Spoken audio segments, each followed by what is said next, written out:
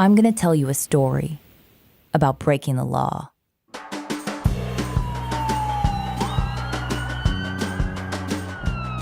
It started in the 80s, in the rising tide of the war on drugs, when a case unfolded that was unlike anything the feds had ever seen.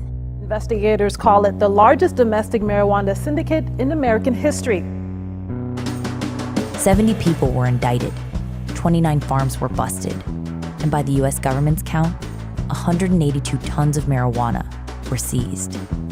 These people all came from the heart of Kentucky, and no one would say a word.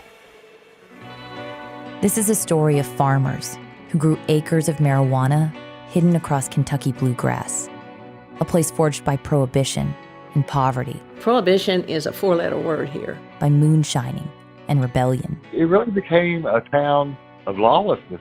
And the Vietnam War. We was all outlaws and now we're all heroes. It's a story of marijuana seeds smuggled from the Middle East, of people who keep lions and bears as pets. They're like, yeah, our drug dealers had lions. Your drug dealers didn't have lions. I thought everyone's drug dealers had lions. Depending on who you ask, it's a story of country boys who are trying to put food on the table. Or it's a story of outlaws bucking the system. Don't let them say, "Aw shucks, we're just a bunch of good old boys trying to make a living tilling the soil like our ancestors did." The truth is that this was a sophisticated, well-financed organization. And most of all, it's a story about loyalty and a code of silence. They don't feed us rat poisons because we're not rats. They forget about the little fella out here. Don't say no, just say grow. And their cases became a flashpoint in the war on drugs. Other than slavery, drug policy in this country is the single worst human rights abuse that the United States government has committed domestically in our history. And everyone knows about the man who became synonymous with it all. A man named Johnny Boone.